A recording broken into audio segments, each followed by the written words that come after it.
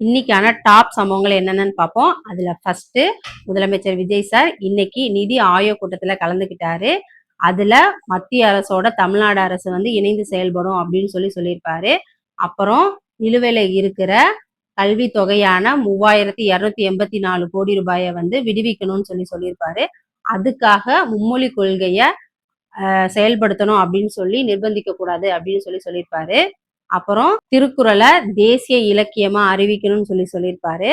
அப்புறம் நீட்டுக்கு எதிர்ப்பு தெரிவிச்சு +2 மார்க் வச்சு மருத்துவ இடங்களை நிரப்பணும்னு சொல்லியிருப்பாரு. செகண்ட், சிங்கப்பெண் அதிரடிப்படை அவங்களோட முதல் வழக்கு பதிவை இன்னைக்கு போட்டிருக்காங்க. சென்னை அயனாவரத்துல சுரேஷ் என்பவர் வந்து குடிச்சிட்டு ஒருத்தர் வீட்டுல போய் மது போதையில தண்ணீர் வேணும் அப்படின்னு சொல்லி கேட்டு வீட்டுக்குள்ள போய் அத்துமீறி இருப்பாரு.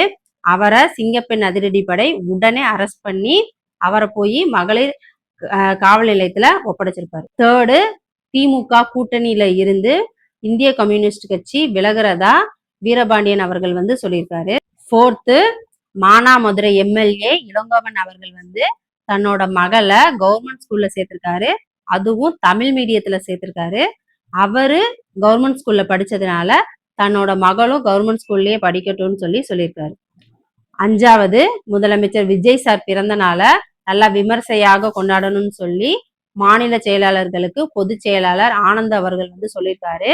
அப்புறம் வாகனங்கள் பொதுமக்களுக்கெல்லாம் இடையூறு தர்ற மாதிரி பேனரோ ஃபிளெக்ஸோ வைக்க கூடாதுன்னு சொல்லியிருக்காரு.